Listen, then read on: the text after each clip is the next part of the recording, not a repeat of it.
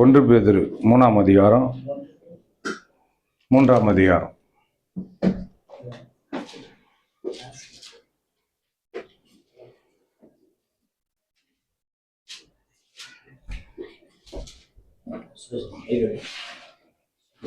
ஒன்று பேதுரு 3ஆம் அதிகாரம் 7ஆம் வசனத்திலிருந்து முக்கியமான வசனம் 10வது வசனம். 7ஆம் வசனத்தில் நான் வாசிக்கிறேன். 10வது வசனம் யாருன்னா வாசிங்க. அந்தபடியே புருஷர்களே, மனைவியானவள் பலவீன பாண்டமாய் இருக்கிறபடினால் உங்கள் ஜபங்களுக்கு தடை வராதபடிக்கு நீங்கள் விவேகத்தோடு அவர்களுடனே வாழ்ந்து பக்கம் 319. இந்த மாதிரி ஐயா சதீஷ் ஐயா, இந்த மாதிரி நீங்கள் பேசணும். இங்கே என்ன நீங்கள் வாடா போடான்னு கூட கூப்பிடலாம். நம்ம என்ன பண்ணோம்னா இந்த பாரம்பரியமாக சிஎஸ்ஐ ஆர்சி இந்த பெந்தகாஸ் சர்ச்சு பாஸ்டர் அவர் போதகர் அந்த மரியாதைலாம் எடுத்து போட்டீங்க பாருங்க. நம்ம எப்படி நார்மலாக இருக்கிறோமோ அந்த மாதிரி அசிங்கமாக மட்டும் திட்டுறாதீங்க. ஓகே, புரியுதுங்களா? நம்ம யாருக்குமா புரியுது நான் பேசுறது? அவருக்கு புரியல, உங்களுக்கு புரியுதா? கவனிங்க. என்னன்னா இது இந்த இடம் தேவனுடைய சத்தத்தை கேட்கிற இடம் தான். அதுக்கு நம்ம சரியான மரியாதை நம்ம என்ன பண்ணணும், கொடுக்கணும். அதுல ஒரு ஒழுங்குங்க முறை அதெல்லாம் ஏற்றுன்னு வர்றது நல்லது தான். அது ஒரு லிமிட் தான். அதையே என்ன பண்ணிடக்கூடாது, இந்த புல்பீட்டு இந்த இடத்த தெய்வமாக்கிடக்கூடாது. புரியுதுங்களா? இந்த இடம் தேவன் பேசுகிற இடம் தான். அந்தந்த இடத்துக்கு அதை நம்ம என்ன பண்ணணும், கொடுக்கணும். காலையில் பல்லுக்கு முக்கியத்துவத்தை தரோம், அதோடு விட்டுறணும். அடுத்த நாளைக்கு தான் நம்ம கொடுக்குறோம். அது மாதிரி ஒன்றுக்கு ஒரு நேரத்தை கொடுக்கணும். சரிங்களா? நான் சொல்கிறது புரியலைன்னா மறுபடியும் நான் பேச ஆரம்பிச்சிருவேன். சரிங்களா? இப்போ என்னன்னா, ஜீவனை விரும்பி அதை தான் பேச போகிறேன். வாழ்க்கையை விரும்பணும். பிரசங்கம் கலைன்னு ஒன்று எனக்கு சொல்லி கொடுத்தாங்க. ஆனால் பைபிள் காலேஜில் கற்றுக்கிறத விட இப்போ நான் கற்றுக்கிறது தான் நல்லா இருக்குது. ஒரு வசனம் ஒன்று இருக்குது, தான் நிற்கிறவன் என்று விழாதபடிக்கு எச்சரிக்கையாக இருக்க கடவன் அப்படின்னு இருக்குது. நான் கரெக்டாக தான் இருக்கிறேன் அப்படின்னு நினச்சிக்கின்னு தப்பாக இருக்கிற ஆள் ரொம்ப டேஞ்சரான ஆள். இருக்கிறதுலே தப்பான ஆளை கூட நம்ம நம்பிடலாம். நான் கரெக்டாக தான் இருக்கிறேன்னு சொல்லி தப்புல இருக்கிறாங்க, ரொம்ப டேஞ்சரான ஆள். அதில் ரொம்ப ஜாக்கிரதையாக இருக்கணும். எதுலன்னா, நான் கரெக்டாக இருக்கிறேன் அப்படின்னு நம்ம நினச்சிட்டு இருப்போம். பார்க்க போனால் அவங்க தான் என்ன பண்ணணும், ரொம்ப நிதானமாக நடக்கணும், ரொம்ப ஜாக்கிரதையாக இருக்கணும். இது விசுவாசிங்களுக்கு கூட கிடையாது, ஒரு பாஸ்டுக்கு ரொம்ப முக்கியம். அவங்க தான் ஜனங்களை வாழ வைக்கிறவங்க. இந்த பாஸ்ட் வாயிலேருந்து என்ன வார்த்தை வருதோ அதுதான் ஜனங்க நம்ப போகிறாங்க. நீங்கள் நம்புகிற ஆட்கள் அப்படி அப்படமா எதை சொல்கிறோமோ அதை அப்படியே நம்புகிற ஆட்கள். இப்போ என்னத்துக்கு நான் 20 நிமிஷம் எடுத்தேன்னா, நான் சில விஷயங்களை தொடர்ந்து நம்ம சபைக்கு வர ஜனங்களுக்கு ஒரு காரியங்களை இல்லாததை பேசணும் அப்படின்றதுனால எடுக்கிறேன். இதுக்கு காரணமே உங்கள் ஆவியில் நீங்கள் வளரணும், சில காரியங்களை நீங்கள் தெரிஞ்சுக்கணும். நான் சொல்லி பிரசங்கத்தில் காலையில் சொல்கிறத கூட கொஞ்சம் இவர் எப்படி இப்போ ஜபத்தை பற்றி எடுத்தார்ல, இதுலேயும் ஜபந்தான் வருது. உங்கள் ஜபங்களுக்கு தடை வராதபடிக்கு நீங்கள் விவேகத்தோடு அவர்களோட வாழ்ந்துன்னு இருக்குது. இதுவும் ஜபந்தான். இப்போ ஜபத்தை பற்றி அருமையாக பேசினார்.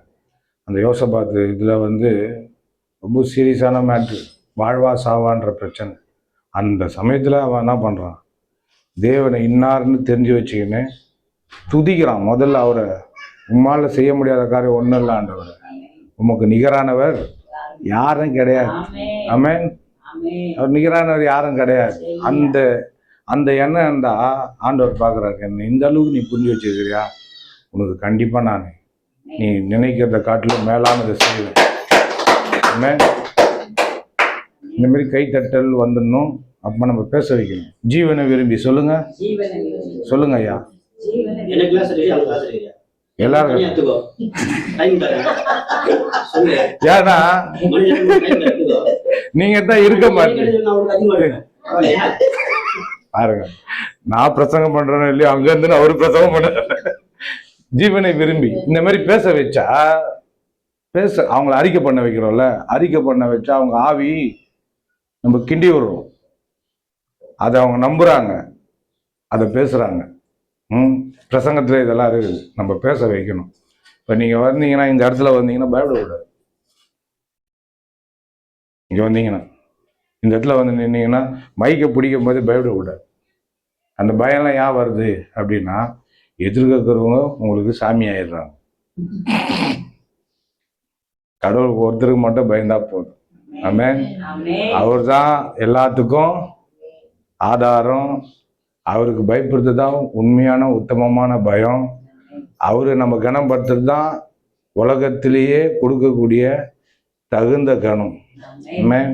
மனுஷனுக்கோ யாருக்கும் நீங்க பயப்பட வேண்டிய அவசியமே இல்லை. அவசியன்ற வார்த்தை அவங்க கரெக்டா பொருந்தும். ஓகேவா? எல்லாருமே பாவத்துல இருந்து கடவுளை விட்டு பிரிந்து எல்லாரும் இயேசுவை போல மாறணும்னு எதிர்பார்க்கப்பட்ட மனுஷர்கள். அப்படிப்பட்ட ஆளுங்களுக்கு நம்ம பயப்பட வேண்டிய அவசியம் இல்லை. ஆமென். அப்படி யாருன்னா பயமுறுத்தினாங்கன்னா கம்ப்ளைண்ட் பண்ணுங்க. எங்க டிவன்லியா ஆண்டவர்கிட்ட கம்ப்ளைண்ட் பண்ணுங்க. அவர் அதைத்தான் கம்ப்ளைண்ட பத்தி தான் எத்தாரு அவர்.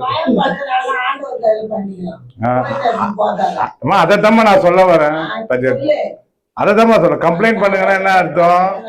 ஜெபம். அதைத்தான் நான் சொல்றேன். கம்ப்ளைண்ட் என்ன? உடனே கம்ப்ளைண்ட்னா சீட்டு எடுத்து புகார் எழுதுறா அப்படின்னு எதிர்வீங்க போல இருக்கு. கம்ப்ளைண்ட்னா என்ன? ஜெபம் தான் கம்ப்ளைண்ட். அப்பா, இந்த மனுஷங்கிட்ட என்ன காப்பாத்து. இந்த மாதிரி ஆளுக்கு நேற்று கூட நான் ஏர்போர்ட்டாண்ட போனேன். சுத்திக்கிறாங்க, என்ன மூட் அப்செட் ஆயிடுச்சு. ஆண்டவரே, இவனுங்க வந்து என்னை கொலைக்காரனை ஆக்காம விட மாட்டானுங்க போல. ஒருத்தர் வந்து இந்த பாருங்க, இந்த லைனே சரி, இந்த லைனே சரி. ஜீவனை விரும்பி நான் வரேன், சரிங்களா?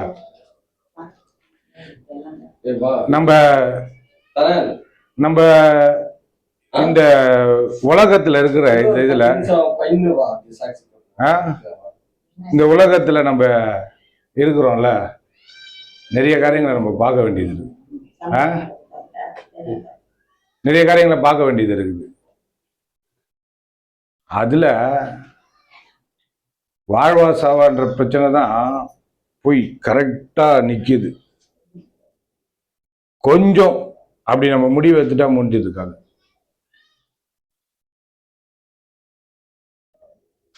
மாறுது பாருங்க. மனசு ஆட்டோமேட்டிக்கா மாற பார்க்குது. அங்க கடவுளுடைய உதவி இல்லைன்னா வாழ்க்கையே முடிஞ்சிச்சு. வாழ்க்கையே முடிஞ்சிச்சு. சுத்திக்கினாங்க. ஒருத்தர் என்னை வந்து போன்றோம். நான் சொன்னேன், போன டேய் வாடா அப்படின்னு கூப்பிட்டேன். வாடா, சுத்தி இருக்கிறாருக்கா எல்லாமே. என்னங்க வாடா போடான்றீங்க நீங்க? அவன் என்னவோ என்ன கிட்ட பழகுற மாதிரி போன்றான்.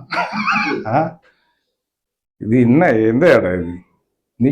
நிக்கிற இடம் யார் வேணா நிக்கலாம். போன்னு மரியாதை இல்லாம சொல்றேன் அப்படின்னு. போடா, நம்ம அவன் என்னை இவ்வளவுதான் பண்ணான், நான் அவ்வளோ பண்ணிட்டேன், போடா அப்படின்னு. பாருங்க, இந்த மாதிரிலாம் நம்ம பேசுவீங்க. சண்டை போடக்கூடாதுல பாஸ்ட். எந்தெந்த இடத்துல நியாயமா பேசணுமா நியாயமா பேசணும். சண்டை போடணும். சண்டை போடுறது வந்து அது வேற. ஜீவனை விரும்பி, மறுபடியும் சொல்லுங்க. நிறைய பேர் ஜீவனை விரும்புறாங்களான்னா ஒப்புக்கு சப்பம். சொல்லுங்க. சும்மாதான் நீங்க சொல்றீங்க பார்த்தீங்களா, நீங்க ஆஸ்வதிக்கப்பட்ட ஆட்கள். நிறைய பேர் ஜீவனை விரும்பல. விரும்பினா எப்படி நம்ம பேசுவீங்க? வசனத்தில் அதுக்கு கீழே படிச்சுட்டுமா? மனைவிகளன்னு படித்தேன் பார்த்தீங்களா? அது ஒரு இதுக்காக படித்தேன். பாடுங்க. 9வது வசனம். தீமைக்கு தீமையையும் சொல்லுங்க. உதாசீனத்துக்கு உதாசனத்தையும் உதாசனத்துக்கு உதாசனத்தையும் சரி கட்டாமல் அதற்கு பதிலாக நீங்கள் ஆசீர்வாதத்தை சுதந்திரித்துக் கொள்ளும்படி அழைக்கப்பட்டவர்கள் என்று அறிந்து ஆசீர்வதியுங்கள். அப்படிதான் படித்து வந்தேன். போராட்டம், பயங்கரமான போராட்டம். ஆண்டவர் எல்லாருமே சாவச்சு போடுறதுக்கு பாத்திரவான்களா இருக்கிறானுங்க. ஆண்டவரை வெட்டி கண்டந்துமா வெட்டி ஒருத்த மூளைய வந்து தட்டில் வச்சு எடுத்துட்டு வந்தான். நான் சாப்பிட்டுருவேன், மூளைய பச்சையா சாப்பிட்டுருவேன்.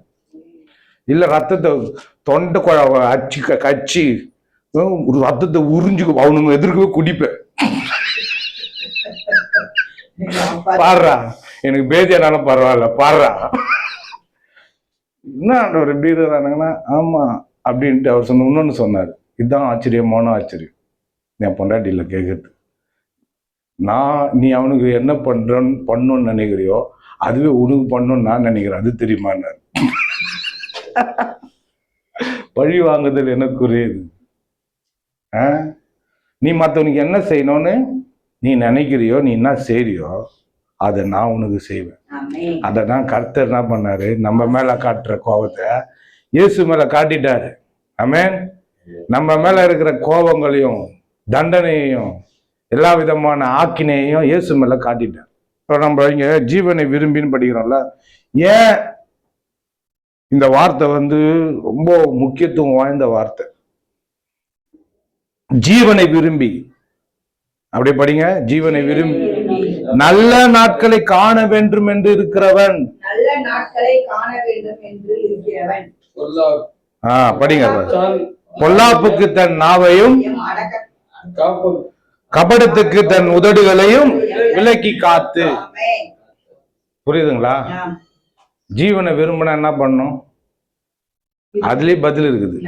என்னையா மூஞ்சி எப்படி பாக்குறீங்க? நான் எதனா ரத்தத்தை குடிக்கிறோன்னு கவனிக்கிறீங்களா? ஜீவனை விரும்பினா என்ன பண்ணும்? பொல்லாப்புக்கு தன் நாவையும். நல்ல நாட்களை காண வேண்டும் என்று இருக்கிறவன் பொல்லாப்புக்கு தன் நாவையும், கபடத்துக்கு தப்பா பேசுறது. உள்ள ஒண்ணு வச்சுக்கின்னு வெளியே ஒண்ணு பேசுறது. நான் அப்படியா பேசுறேன்? நான் வெளிப்படையாக கிட்ட பேசுறேன். கோவம் வந்தாலும் பரவாயில்லன்னு நான் விட்டுருது. அப்புறமா திட்டுவான் போன் பண்ணி, என்னடா நீ இப்படி பேசுற, செருப்பால் அடிப்பேன் அப்படி வேறனா சொல்லுவான். நான் அபிஷேகம் பண்ண ஊழியக்காரர் இப்படி பேசலாமா நான் மனசுல நினைச்சேன். நீ என்ன பேசிக்க, உன்னை திருத்த முடியாது. ஏன்னா நீ என் ஃப்ரெண்டு, 10வதுல இருந்து பாத்துக்கிறேன். என்னுடைய அழுக்கையும் தெரியும், என்னுடைய மாற்றமும் தெரியும். நீ எப்படி வேணா பேசிப்பேன். சரி, ஓகே. இப்ப இப்படி இருக்குதா, கோமாகறானா வச்சு செய்வான். தெரியாது உங்களுக்கு. அவரு பத்தியா எல்லாத்தையும் உள்வாங்கிக்குவாரு.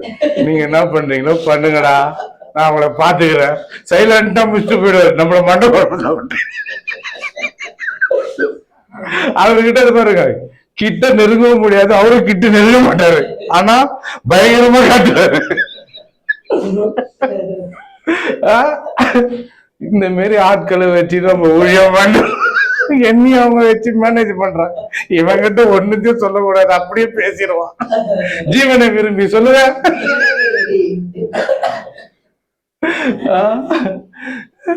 வெங்கராம் பாரு, எது சொன்னாலும் சொல்றான், அவங்ககிட்ட சொல்லாதன்றான். 2 பேரும்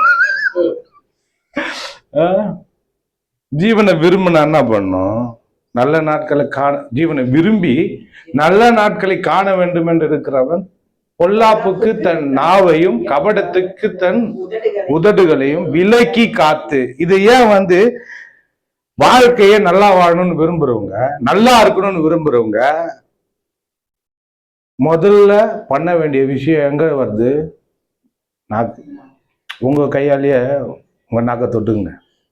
இதெல்லாம் செய்யணும். தொடுங்க. எங்கேயோ தொட்டு வந்தானா தொடாதீங்க. தொடுங்க தொடுங்க, இல்லைன்னா மத்தவங்க கையெழுத்து வாயில வைக்க சொல்றாங்க. தொடுங்க. இல்ல ஒருத்தர் ஒரு சிலர் தொல்லமா, நான் இங்க இருந்து பாத்து நிக்கிறேன், ஒருத்தர் தொல்ல. பிரதர் தொடுங்க பிரதர்.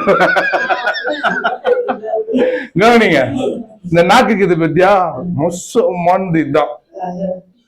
அதான் உங்களுக்கு இது இந்த பாருங்க, இந்த லைட் எரியுதுல, இதுதான் நாக்குன்னு வைங்க. சுவிட்ச் வந்து இதோ இருக்குது, இங்க பாருங்க, நான் வச்சே காட்டிடுறேன்.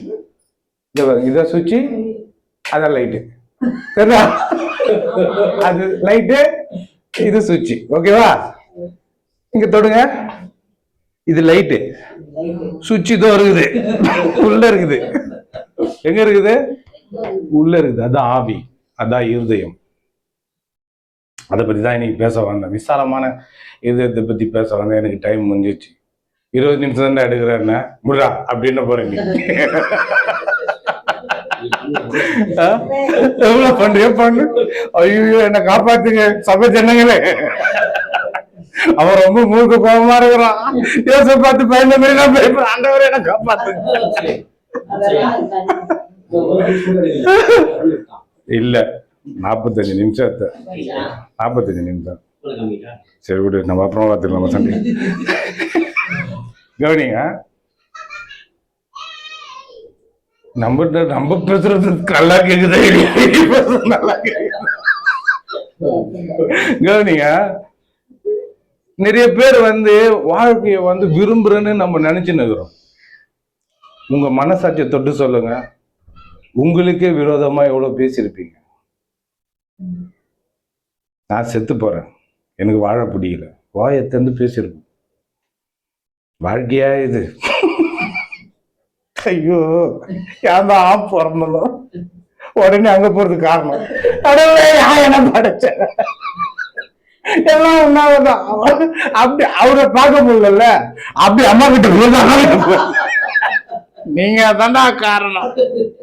உங்களோட சந்தோஷத்துக்கு என்ன பலிகடாக்கிட்டீங்க. நீ பெக்காம இருந்தீங்கன்னா நான் தான் இங்க இருக்கிறேன். ஓகே சரி, என்ன பண்ணலாம்? மறுபடியும் போய் மறுபடியும் கருமுடியில போயிட முடியாது, ஒண்ணுமே ஆக முடியாது. வந்தாச்சு, வாழணும். ஆமென். யாரெல்லாம் எத்தனை பேர் இருக்கிறீங்க? வந்தாச்சு, வாழணும், வேற வழி இல்லை.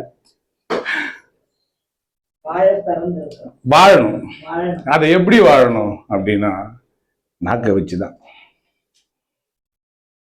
எங்க ஒய்ஃப் கிட்ட ஒருத்தவங்க சொன்னது இன்னும் காதுல ரீங்காராச்சுன்னு, சிஸ்டர் நாக்கத்தான் சிஸ்டர் அடக்கவே முடியல சிஸ்டர். கொயா சண்டில என்ன ரொம்ப சோதிக்கிறாங்க சிஸ்டர். ஏம்மா நீ பேசுறது அப்படியே பைபிள்ல இருக்குது சொல்ற, நாவை அடக்க ஒருவனாலும் கூடாது. சொல்லுங்க. காலையில சரியான எக்ஸசைஸ் வந்தேன்.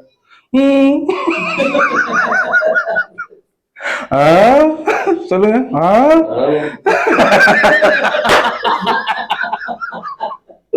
ஒருத்தனை சொல்ல சொன்னா என்ன விட நல்லா சொல்ல.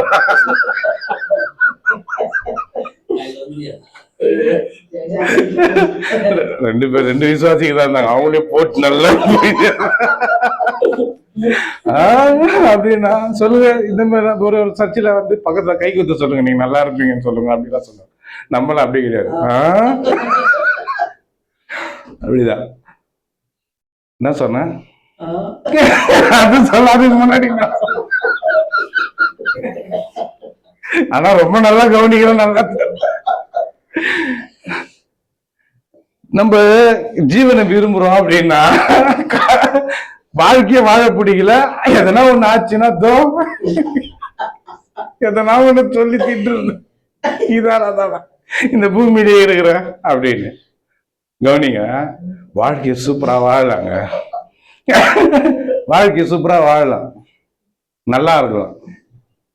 அந்த சிஸ்டர் சொன்னாங்கல்ல பம்புல கொயா சண்டில, நாக்கத்தான் சிஸ்டர் அடக்கவே முடியல அப்படின்னு.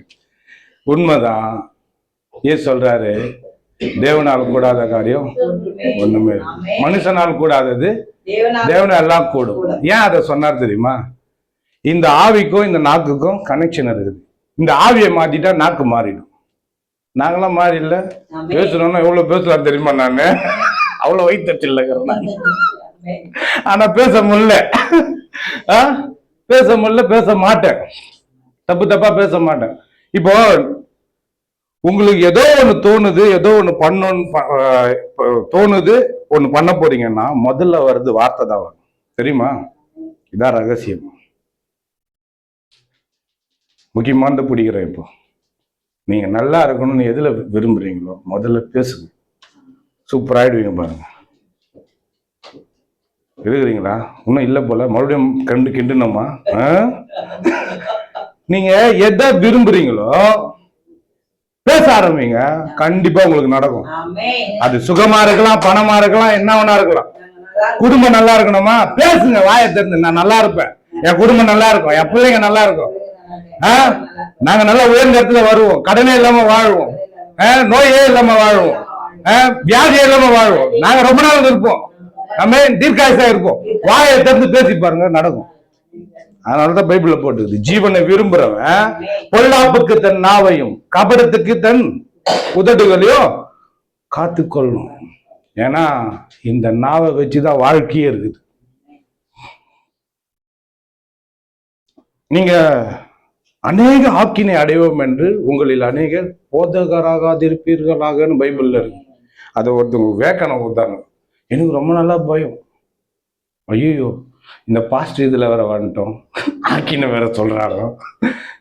போதகராகாது இருப்பீர்களாகன்னு ஏன் சொல்லிச்சு அப்படின்னு சொல்லிட்டு எனக்கு ரொம்ப நாளா டவுட்டா இருந்தது. அந்த வசனத்தை குறித்து ஏன் சொன்னாருன்னு சொன்னாங்க பாருங்க.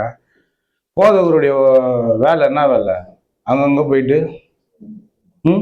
என்ன பண்ற வேலைங்க?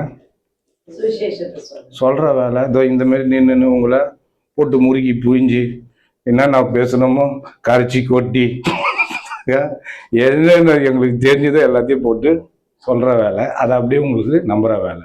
ஓகேவா? வந்து உக்காந்துக்கிற ஜனங்க என்ன பேசுகிறோமோ நம்ம ஒன்றா பேசுவோம், அவங்க ஒன்று எடுத்துப்பாங்க. அது வேற இருக்குது. எவ்வளோ கஷ்டம் பத்தியா இந்த இடத்துல நின்று நம்ம ஏதோ தெளிவாக பேசின்னு இருப்போம், அது அவங்க வேற மாதிரி எடுத்துன்னு போவாங்க. அதனால தான் ஏன் சொன்னார், நீங்கள் கேட்குற விதத்தை குறித்து ஜாக்கிரதையா இருங்க. விதம் வார்த்தை அப்படியே எடுத்துக்கூடாது. ஒருத்தர் அப்படி தலையை சுற்றி ஒரு நாடகம் வச்சோம், இப்படி தலையை சுற்றி பைபிள் அப்படி திறப்பாரு. நாண்டு கொண்டு செத்தான், ஐயோ இன்னொரு தடவை சுத்தி நீ அதன் படிப்பை செய் அப்படின்னு. அந்த மாதிரி எடுத்துக்க கூடாது. ஏதோ அப்படி சொல்றோன்னு சொல்லிட்டு உங்களுக்கு ஆண்டவர் என்ன பண்ணியிருக்காரு, நிறைய சிந்திக்கக்கூடிய பகுத்து ஆராயக்கூடிய மனதை கொடுத்துருக்குறாரு. நம்ம ஏன் சொல்றோம், எதுக்கு சொல்றோம், இதை யோசிக்கணும். அவங்க இப்படி சரியில்லை, லேட்டாக தொடங்கினாங்க, ஒயரை போட்டுன்னா இது பண்ணிக்கிறாங்க, ஸ்பீக்கரை வச்சு நோண்டின்னு இருக்கிறாங்க லேட்டாக. அதெல்லாம் இல்லை, மைண்டில் அது ஓடக்கூடாது. இவங்க ரெண்டு பேரும் இப்படி ரொம்ப சோசியலாக திட்டிக்கிறாங்கல்ல, அவர் என்னவோ இவர் போக விட மாட்டேன்றாரு. அது இல்லைங்க. நீங்கள் வந்தீங்கன்னா இது யோசனையாக இருக்கக்கூடாது. நம்ம எதை பேசுகிறோம், ஜீவனை பேசுகிறோம். ஜீவனை நம்ம இங்கே பேசியிருக்கிறோம், அது எவ்வளோ உங்கள் மனசில் ஓடுது நான் கேட்குறேன். இதெல்லாம் கடந்து போகுது. நாங்கள் ஒரு சீசனில் என்ன ஆகிடுவோம், பக்காவாயிடுவோம். அப்படிதானே வாத்தியார? பக்காவாயிடும், பெரிய சர்ச்சை ஆயிடும். நீங்க பேசுறது வீணா போயிடும். ஆனா எதை சிந்திக்கணுமோ அதை சிந்திச்சிங்கன்னா அது வீணே போகாது. ஆமென். எதை சிந்திக்கணும், எதை யோசிக்கணும்? ஜீவனை யோசிக்கணும், ஜீவனை சிந்திக்கணும். அப்போ சிந்திக்கணும்னா என்ன பண்ணணும், ஆண்டோடைய வார்த்தையை எந்த அளவுக்கு ஃபோக்கஸ் பண்ணணுமோ ஃபோக்கஸ் பண்ணணும். இப்போ நான் வர்ஷிப் பண்ணும் போது கொஞ்சம் டிஸ்டர்பன்ஸாக இருக்குது. ஏன் இருக்குதுன்னா நிறைய காரணங்கள் இருக்குது தெரியுமா. நம்ம ரொம்ப பக்கத்தில் இருக்கிறோம், ரொம்ப பெரிய இடமும் கிடையாது, நாங்கள் வீடாகவும் வச்சுருக்கிறோம், சர்ச்சாகவும் நடத்துகிறோம். சில ஒழுங்குங்க பண்ண முடியாது, ரொம்ப கஷ்டம்தான். நாங்கள் ஆரம்ப ஸ்டேஜ், சில காரியங்களை பண்ணணுன்னு விரும்பினா கூட எங்களால் ரொம்ப ரொம்ப கஷ்டமாக இருக்குது பண்ணுறதுக்கு. இது இவ்வளோ காரணங்கள், இதை விட நிறைய காரணங்கள் இருக்குது. ஆனா சொல்லுங்க, ஆனா நடத்துகிறோம். நடத்துகிறோம், வந்து உக்காருங்க. ஆண்டோடைய கிருபை இது இனிமேல் நடக்கிறது. ஆண்டவர் கிருபையா என்ன பண்றாரு, இந்த மாதிரி வந்து உக்காந்து பாருங்க, சேர் ஃபுல்லாக தான் இருக்குது, ஒரு சேர் கூட இதுவாக இல்லை. நடத்துகிறோன்னா ஆண்டோடைய கிருபை இந்த இடத்துல ஜீவன் வெளிப்படுது. ஆமென். ஆண்டோடைய அபிஷேகம் இங்கே வேலை செய்யுது. ஆமென். ஆண்டவர் இங்கே பேசுறாரு, இங்கே வாழ்வு உண்டாகுது ஜனங்களுக்கு. எனக்கு தெரியும், நான் உள்ள இருந்து ஆண்டவர் உணர்த்துறத அதிகமாக நான் கவனிக்கிறேன். நம்ம எதுக்கு கவனத்தை செலுத்தினோமோ அதுக்கு கவனத்தை செலுத்துறது ரொம்ப பார்க்கணும். இப்போ நம்ம வந்தோம், ஆராதனையை நல்லா ஒரு சர்ச்சில் போனீங்கன்னா உடனே ஆவியில் நிரம்பிடலாம், உடனே ஆண்டவரை மகிமைப்படுத்துறதுக்கு உள்ளெல்லாம் பூரிச்சிடும். அப்படியே துதிக்கும் போது மெய் மறந்து நம்மளே மறந்துடுவோம், சுற்றி இருக்கிற சூழ்நிலையெல்லாம் பார்க்கவே மாட்டோம். அவ்வளோ வர்ஷிப்பில் அவ்வளோ முழுகிடுவோம். இதெல்லாம் இங்கே நடக்கல அப்படின்னா இங்கே ஆண்டவர் இல்லைன்னு நினைக்கிறீங்களா? எங்க ஆட்டு தொழுவத்தில் பிறந்தாருங்க, மாட்டு தொழுவத்தில் சாணி நாத்தத்தில் பிறந்தாரு ஆரம்பத்தில் இயேசு. இப்போ இந்த உலகமே கொண்டாடின்னு இருக்குது அவரு. நம்மளும் ஆரம்பம் அப்படிதான் இருக்கும், பைபிளே போட்டுக்குது, ஆரம்பம் அற்பமாக தான் இருக்கும், ஆனா முடிவு சும்மா பிரம்மாண்டமா இருக்கும். இதே நான் பார்த்து நான் கற்றுக்கொண்ட ஆசானங்க இருக்கிறாங்க, குருங்க இருக்கிறாங்க. இந்த கீபோர்டை இவ்வளோ தண்ணியில் தலையில் மேலே தூக்கின்னு வருஷோகத்தில் நடந்துக்கிறார். நம்மளுக்குன்னா இந்த மாதிரி ஸ்பீக்கர் இருக்குது, ஹார்ன் இல்லை, கோயிலில் கட்டுவாங்களே, கிருஷ்ணாவில் ஊத்துற பொன்னல் மாரி இருக்குமே, பார்க்க தெரியாத மாதிரியே பார்க்குறீங்க, உங்களுக்கு எவ்வளோ தான் விளக்கத்தை கொடுக்கு. அதுல பாட்டு பாடிக்கிறாரு. அதுல பாட்டு பாடின எப்படி கேட்க தெரியுமா? சரோஜா தேவி குரல் மாரி நம்ம சரோஜா சாமாலிக்கான மாரி கேட்கணும், அந்த மாரி கேட்கும். அந்த மாரி ஆறுங்களெல்லாம் பாடிக்கிறாரு. இப்போ போய் பார்த்தீங்கன்னா இந்தியாவில் விரல் விட்டு எண்ணக்கூடிய சபைகளில் மியூசிக் சிஸ்டத்தில் 10ல் 1 இருக்கிறாங்க. ஆரம்பத்தில் என்னது, கரகம் தூக்கின்னு போன மாதிரி தூக்கின்னு போய்கிறாரு கீபோர்டு. இப்போ நல்லா இருக்கிறாங்க. ஒருத்தர் சைக்கிள்ல, அதே தெருவில் சைக்கிள்ல பஸ்ஸுக்கு காசு இல்லாம நடந்து போய்கிறார். அவரு இப்போ கோடி கோடியா பாஸ்டங்களுக்கு செலவு பண்றாரு. இதெல்லாம் எப்படி வந்தது சொல்லுங்க, எப்படி வந்தது? அற்பமான ஆரம்பங்க, இந்த மாதிரி தாங்க. ஆரம்பத்தை, அற்பமான ஆரம்பத்தை ஏன் அசட்டை செய்வான் அப்படின்னு இருக்குது. நம்ம ஒருத்தர் இப்போ எல்லாமே இருக்குதுன்னு ஓடியாரானுங்க பார்த்தீங்களா? இப்போ விஜய் ஆட்சிக்கு வந்துட்டான், சாரி மரியாதையா பேசணும், விஜய் ஆட்சிக்கு வந்துட்டாரு. இப்போ அவர் முதலமைச்சர் ஆனாருன்னு சொல்லிட்டு எல்லாரும் வர்றது வரவங்க வந்து ரொம்ப நம்பிக்கையான ஆளா? அவர் ஒண்ணுமே இல்லாத போது கூட இருந்தார் குஷி ஆனந்த், அவர் நம்பிக்கையான ஆளா? பெருகிறீங்க பார்த்தீங்களா? குஷி ஆனந்துங்க, குஷியாகிறீங்களா? ஒண்ணுமே இல்லாத போது யார் இருக்கிறாங்களோ அவங்க தான் நம்பிக்கையான ஆட்கள். ஆமென். எல்லாம் வந்துட்டு பேர் வர ஆட்கள். நீ இருந்தா இருப்ப, இல்லைன்னா போயிடுவேன், அதுக்கு நீ இல்லாம அப்படின்ற மாதிரி மனசுல நினைச்சுக்க வேண்டியது. ஆமென். ஒண்ணுமே இல்லாத போது ஜீவனை விரும்பி இப்போ எதுவுமே இல்லையா அவங்க வாழ்க்கையில, இது இல்லை அது இல்லைன்னு இருக்கிறீங்க பார்த்தீங்களா?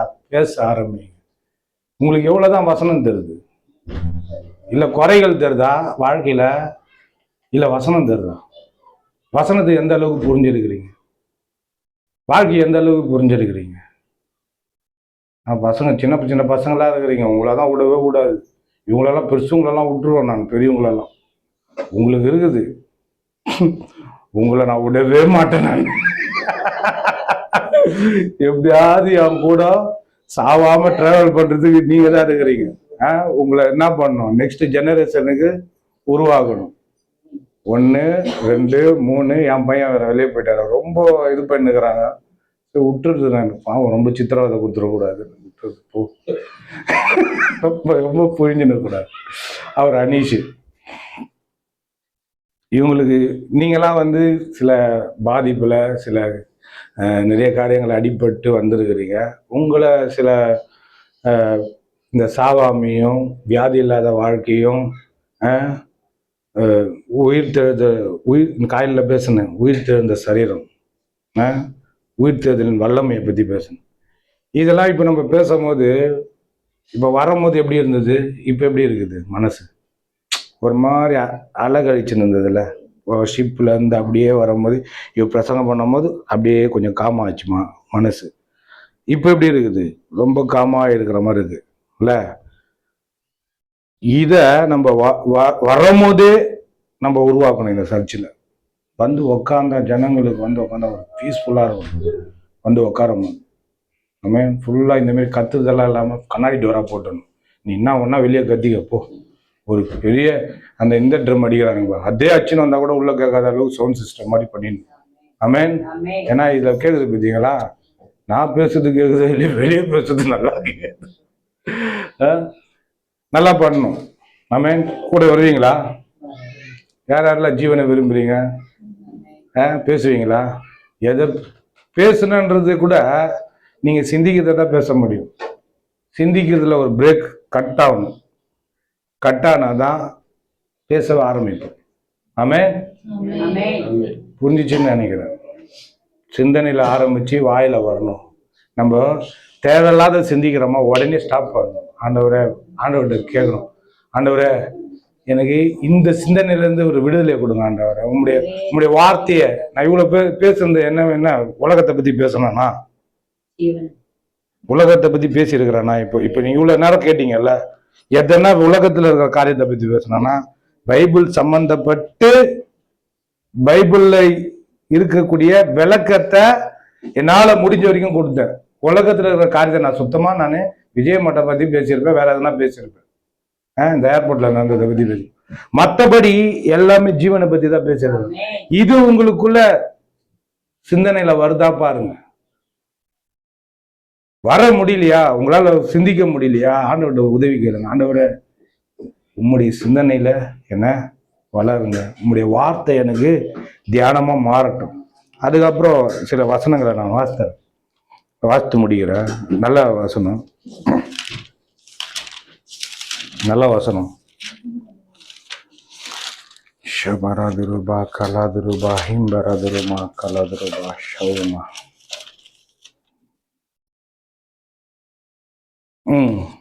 பொல்லாப்பை விட்டு நீங்கி 11 பொல்லாப்பை விட்டு நீங்கி நன்மை செய்து சமாதானத்தை தேடி அதை பின்தொடர கடவன். சொல்லுங்க, சமாதானத்தை தேடி பின்தொடர கடவன். உங்களுக்கு நான் பாருங்க, கிறிஸ்தவ ஜீவியத்தில் இவ்வளோ நாள் நான் வந்திருக்கிறேன். எனக்கு எதனா சமாதானம் இல்லைன்னு வைங்களேன், டக்குன்னு முடிவு எடுத்துருவேன். இது எனக்கு சரிப்பட்டு வரல, என் சமாதானத்தை கெடுக்குது, அந்த பக்கம் போகவே கூடாது முடிவு எடுத்துறேன். ஒரு சில சமயங்களில் நான் மூர்க்க கொண்டு சில இதெல்லாம் நுழைவேன். ஆனால் அப்போ எனக்கு சமாதானத்தை நானே கெடுக்கிற மாதிரி இருக்கும். என்ன அறியாமே இந்த பாவங்கிறது பற்றியா புஷ் பண்ணி தள்ளினே இருக்கும். நம்மளை அதை செய்யன்னு போக வைக்கும் ஆண்டவர்கிட்ட இருக்கும் போது கூட. ஆனால் ஒரு காலகட்டத்துக்கு அப்புறம் அந்த புஷ் பண்ணுறது நம்மளே என்ன பண்ணுவோம், பிரேக்கப் பண்ணுவோம். பின்னாடி வந்து இந்த சமாதானத்தை எனக்கு கெடுக்குதுன்னு உள்ள 2 சத்தம் பேசுங்க. கிறிஸ்தவ ஆண்டவர் நீங்க ஏத்துக்கினீங்கன்னா, ஒரு சத்தம் பாவ சத்தம், பிசாசு சத்தமா இருக்கும். இன்னொரு சத்தம் தேவன் ஆவியானவர் கொடுக்குற சத்தமா இருக்கும்.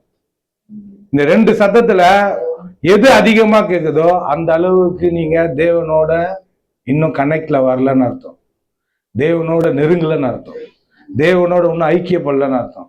இன்னொரு சத்தம் சமாதானத்தை கொடுக்குற சத்தம் ரொம்ப மென்மையா கேட்கும், ரொம்ப சாஃப்டா கேட்கும். ஆனா கேட்டுன்னே இருக்கும். இது எப்படி உன்னை வந்து மரணத்துக்கு நேரம் கொண்டு போறதுக்கு கேட்டுனே இருக்குதோ, அதே போல இது ஜீவனை கொடுக்கறதுக்கு கேட்டுனே இருக்கும். உள்ள ஜீவனை வாழ்வை தரத்துக்கு, உன்னை வாழ வைக்கிறதுக்கு, உன்னை ஆசிர்வதிக்கிறதுக்கு, உன்னை நல்லா ஆக்கிறதுக்கு, உன்னை கொண்டு அநேகரை நல்லா ஆக்கிறதுக்கு இந்த சத்தம் கேட்டுனே இருக்கும்.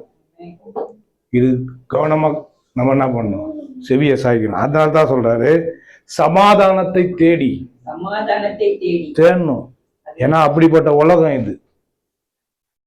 எனக்கு வாழ்க்கையே வாழ பிடிக்கல, எனக்கு எங்க பார்த்தாலும் எனக்கு ஒரு மாதிரியா தான் இருக்குது, அப்படின்னா தேடு. சொல்லுங்க, தேடு. வேற என்ன வேலை இருக்குது? இதையும் சொல்றேங்க.